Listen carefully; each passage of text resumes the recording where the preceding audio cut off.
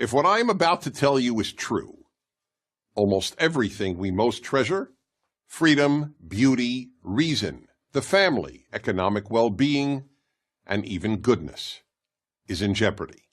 Who or what poses this threat?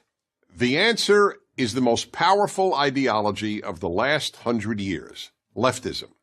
Not liberalism, leftism, or if you prefer, progressivism.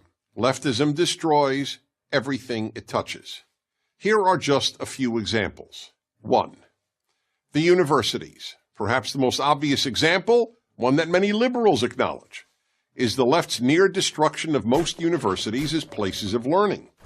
In the words of Harvard professor Steven Pinker, an atheist and a liberal, because of the left, quote, universities are becoming laughingstocks of intolerance, unquote. At almost every university, and now high schools and even elementary schools, students are taught to shut down, not debate, those who differ with them, and to rely on feelings rather than reason. 2. The arts. Throughout history, the primary purpose of art was to elevate people through beauty, artistic excellence, and emotional depth. To the left, the primary purpose of art, sculpture, and music is to shock.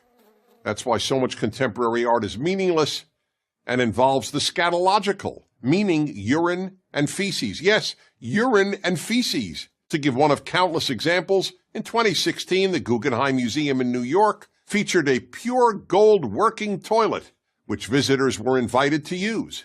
The name of the exhibit was America, so one could literally relieve oneself on America. 3. Literature. The English department at the University of Pennsylvania replaced the portrait of the greatest English-language writer who ever lived, William Shakespeare, with a picture of a black lesbian poet. Why? Because he was a white European male. Leftist professors have replaced the pursuit of excellence with the pursuit of diversity. 4. Late-night television. In America, late-night television shows were completely apolitical. The hosts believed their role was to entertain viewers and offer them relief and laughter after a difficult day. No longer, you cannot watch late-night television if you just want to be entertained. Late-night TV is now left-night TV. 5. Religion. The left has ruined much of mainstream Protestantism and Catholicism and non-Orthodox Judaism, which are now little more than left-wing organizations with religious symbols. In many churches and synagogues, one is more likely to hear the clergy talk about political issues than about any other subject, including even the Bible. 6. Free speech.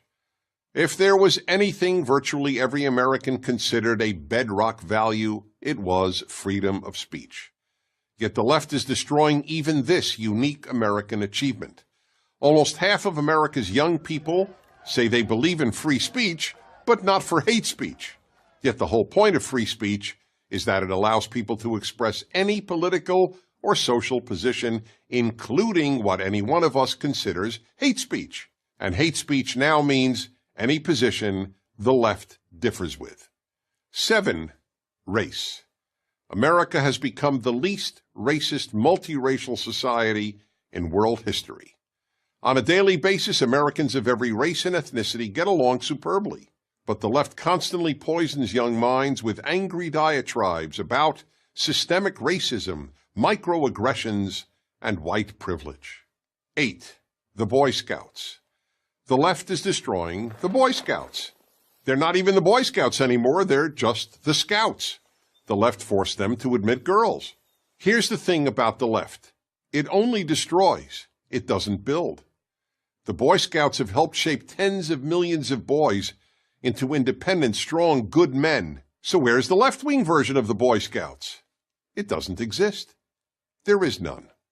9. Male-female. In some ways, scariest of all, the left is committed to ending male and female as distinct categories. Children are increasingly raised not to think of themselves as a boy or a girl. Teachers are told not to refer to their students as boys or girls, just students.